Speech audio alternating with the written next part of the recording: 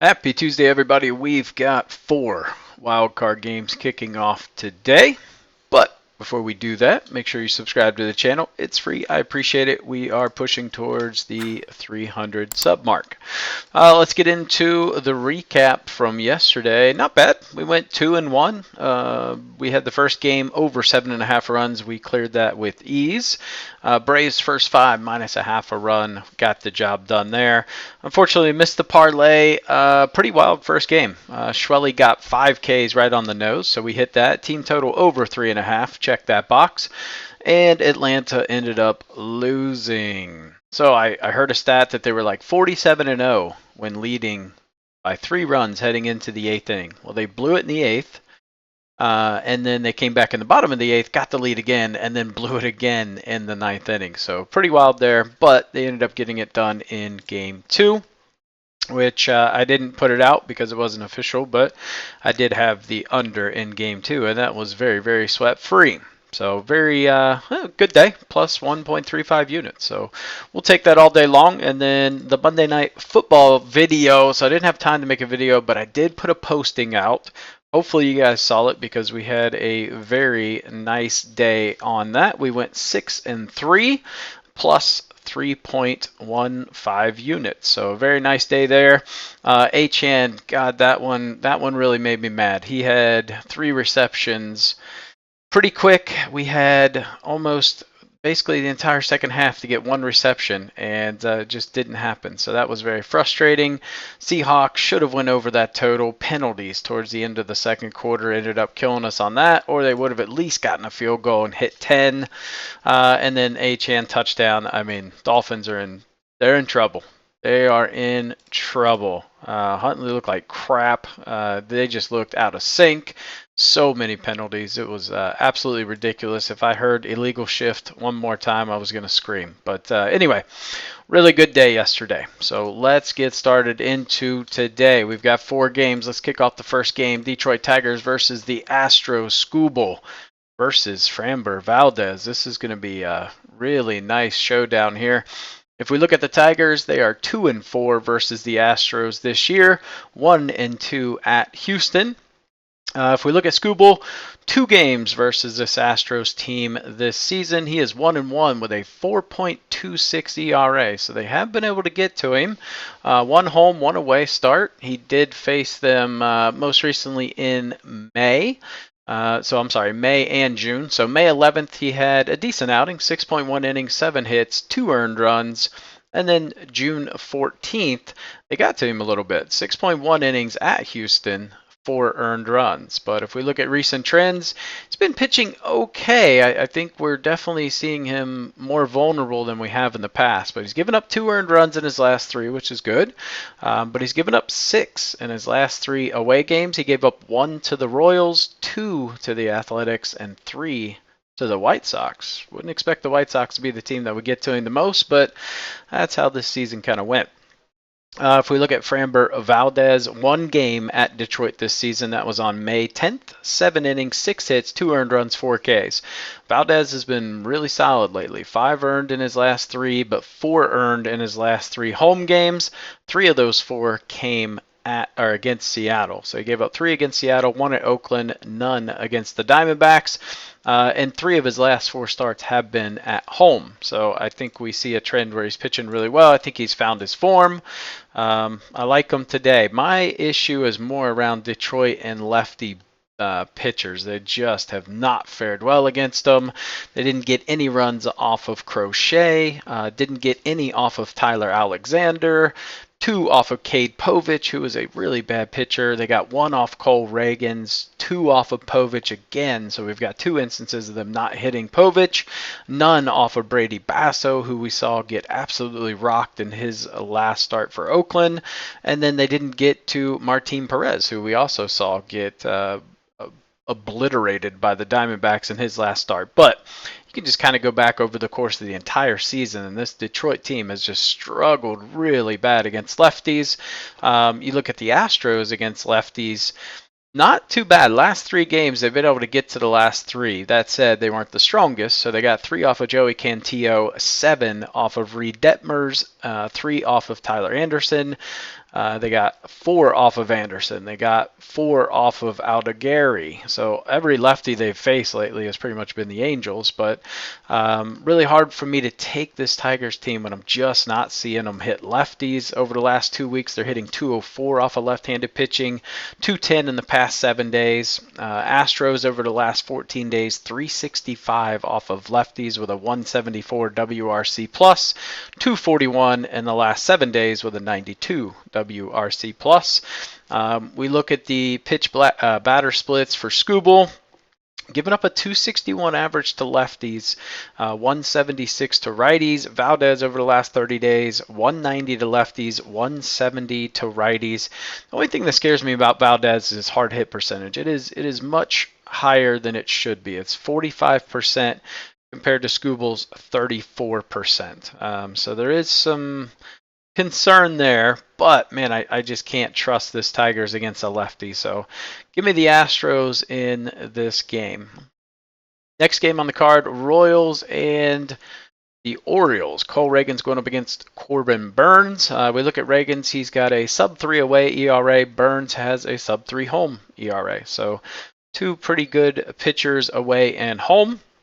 If we look at Kansas City, they are 2-4 against Baltimore this year, 1-2 at Camden Yards. If we look at Reagan's versus Baltimore since 2023, he is 0-2 with a 6.75 ERA in 4 games. 2 of those games happened this year. On April 3rd, he went 6 innings, 1 hit, and then April 20th, so about 17 days later, went 1.2 innings, 9 hits, 7 earned runs. So they got to him pretty good. If we look at recent trends, though, he's been pitching well. 3 earned in his last 3, 7 earned runs in his last 3 away games. He blanked Washington in his last away outing, then gave up 2 to the Yankees, and the Astros kind of touched him up for 5. So another lefty that the Astros got to. My concern with Reagan's is more the walks. He has walked 10 batters over the last 3 games, but he's got 20 Ks. So there's some pros and cons to that. But yeah, I got to see a little more control out of him. If we look at Corbin Burns, he is 2-0 with a 2.60 ERA versus Kansas City since 2023. He pitched 2 games against them this year and 1 game last year. He's got a good track record against this lineup. They're hitting 28 for 115, so 243. 3 home runs, 7 extra base hits. So I guess the home runs are a little concerning, but we do have the wind blowing in today. I like Burns. I like his recent trends are pretty good. I mean, I still have some trepidation about him, but the Kansas City offense just isn't hitting. His last start at New York was good, 1 earned run. He pitched against Detroit on the 20th, no earned runs. He pitched against Detroit again, no earned runs. He pitched against Tampa Bay, gave up 2. He pitched against the White Sox, gave up 1. So over 30 innings pitched in the month of September, he gave up 4 earned runs. So he looked pretty good, 31 Ks versus 8 base on balls. So I like the way he's pitching. I don't really trust this Royals offense at all. If we look at the splits for Reagan's, giving up a 260 or 270 average to lefties, 123 average to righties over the last 30 days. Corbin Burns, 182 to lefties, 256 to righties, neither giving up a lot of hard hit contact. Burns, 31.5%. Reagan's 35.2%. So both are doing a good job on the hard hit percentages.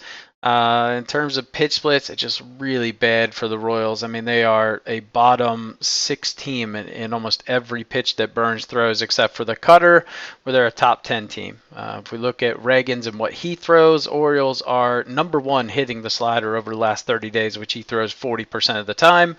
He may find success with the fastball. He throws it 42% of the time. Orioles 28th over the last 30 days in that, and top 7 in the cutter, which he throws 11% of the time. Middle of the road in the changeup, which is about a quarter of the pitches that he throws. I can't trust this team with the way they're hitting right now. Royals sub 200 over the last week, sitting right around the 200 mark over the last 14 days versus right-handed pitching.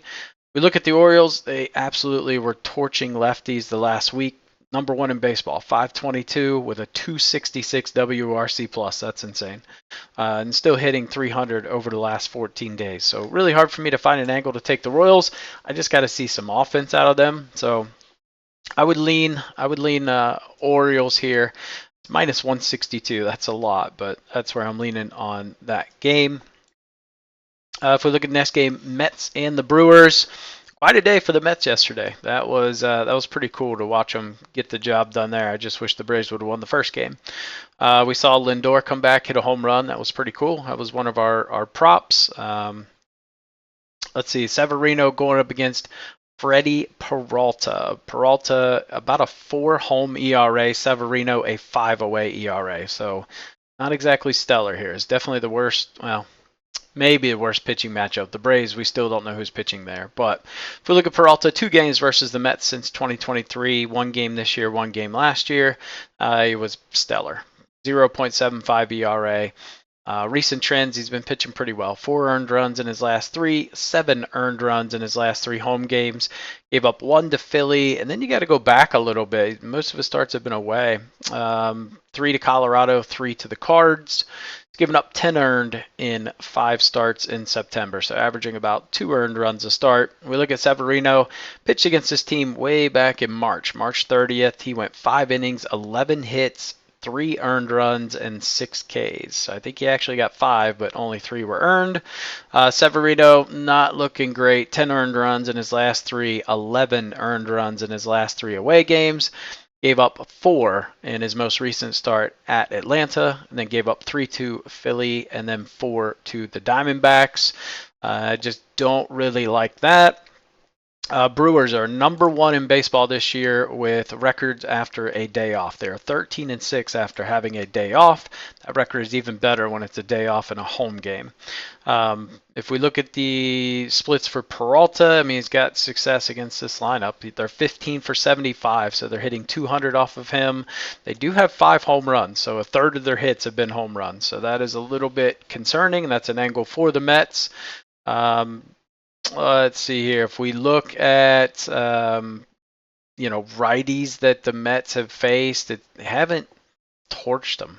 They got 5 off of Colin Rea, that was a game that meant nothing for Milwaukee. I just can't read a ton into that.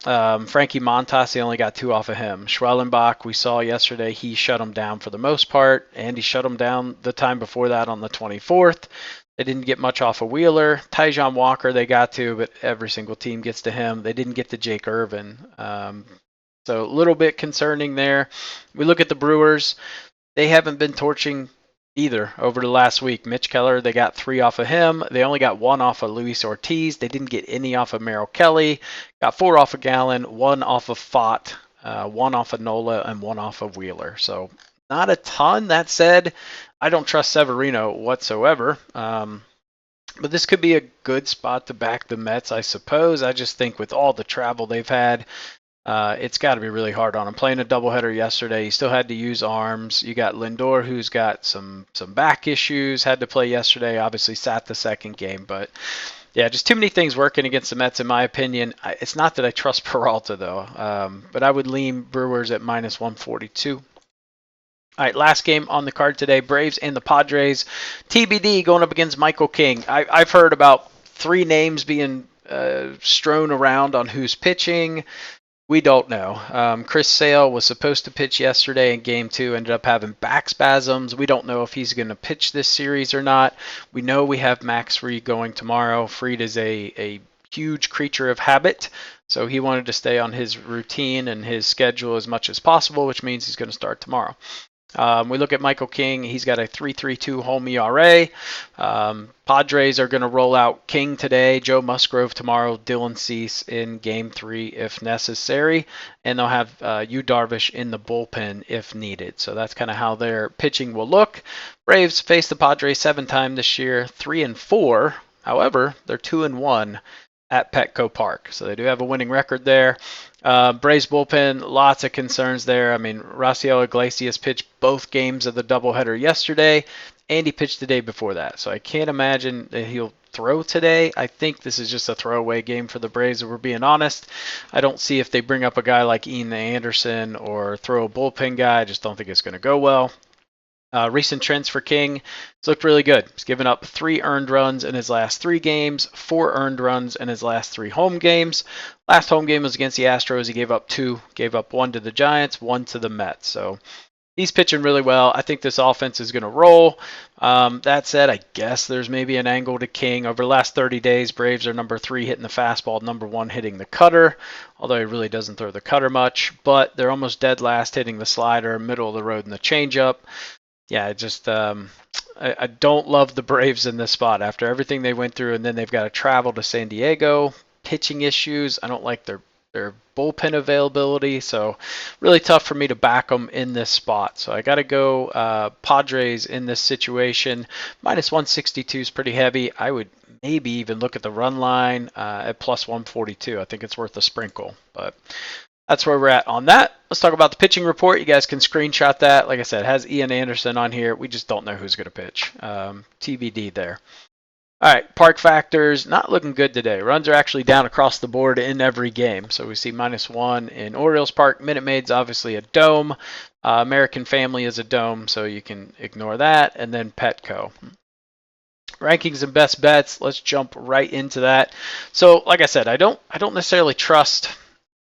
I'm pretty sure Milwaukee's going to win. But that said, I would take the team total. I feel more confident in that. So give me Milwaukee team total over 3.5 at -135. I think they hit Severino around, and still have some concerns with Mets bullpen as well. Diaz has pitched multiple days, so I don't think he'll pitch today. San Diego Padres team total over 3.5. I think the Sticks roll. They've got a nice day off, and they're going to be facing a Braves team that pitching's just not going to be their strength today. So Padres should be able to get some runs. Give me Houston first 5 -0.5 a run. Bit of a ballsy play here with Skubal going up against Valdez, but seeing the Astros hit. Honestly, I think if they can just get 1 run, this could get the job done for us. I could definitely see this being like a 1-0 first 5 type of deal. We've got an over-under of 6.5. So it's not going to be a high-scoring game. And then give me the Orioles team total over 3.5. I just think they get the rig, and we talked about him having some walk issues. And the Orioles can hit lefties, so I like them in that spot. Parlays I like today. Give me the Orioles, the Brewers, and the Padres at plus 345. Like I said, Milwaukee does make me a little nervous, I'm not going to lie. But I think they get the job done today. It's just been a very taxing travel schedule on the Mets. Doubleheader yesterday. There's just a lot happening there. And the motions of qualifying, I'm sure there may be a little celebration. We'll see. And then the next one, Padres money line, Baltimore and Milwaukee, both to score at least 3 runs. So combine those 3 plus 216. Fun parlay, just all 4 teams I like today. It's very square, man. I like all the favorites. I really tried to find some angles to not take all the favorites, but I really just, like I said, can't trust that Kansas City's going to be able to hit. Their offense has just been dog shit. But I would say that's a game where the Royals could definitely turn around and win that. We've seen the Orioles sticks go cold. I can see the Mets potentially beating the Brewers. I really can't see the Tigers beating the Astros unless they just all of a sudden start hitting lefties, which they haven't really done all year. And if the Braves win, so be it. I think everyone on the world's going to be on the Padres today, so that'll be the squarest play on the board. Upset parlay, if we were to do it, Detroit, New York, KC plus 1,063. Would not recommend playing that whatsoever, or put like a tenth of a unit on it, something like that. Prop leans I like today. Skubal over 5.5 Ks at -175, really juiced. Valdez over 6.5 Ks. I just think he deals today. We've seen Detroit struggle against lefties. Getting plus money there, I like that. Projected to get 7.4 Ks today. And then Corbin Burns under 4.5 Ks at plus 125. I think he ends right at 4. So that's where I see that. Nerfies, they're so juiced today. Good Lord. Detroit and Houston -185.